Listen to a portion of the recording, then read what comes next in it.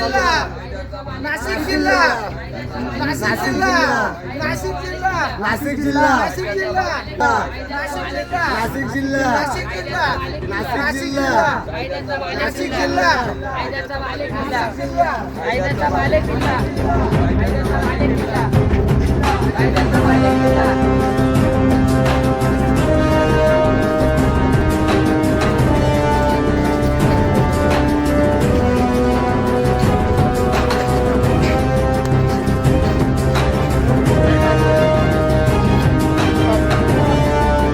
सत्तावीस तारखेला अंबड परिसरामध्ये, गंगापूर परिसरामध्ये तसेच म्हसरूळ येथे देखील काही गुन्हेगारांनी दहशत करण्याचा प्रयत्न केला. यातील मुख्य गुन्हेगार आहेत कुंदन परदेशी.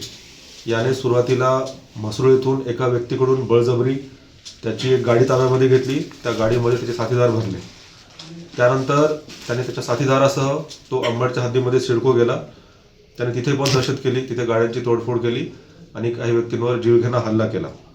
त्यानंतर तो गंगापूर परिसरामध्ये आला, कोल्हापूरच्या परिसरामध्ये. तिथे पण त्यानं एका चहा व्यावसायिकावर हल्ला करण्याचा प्रयत्न केला.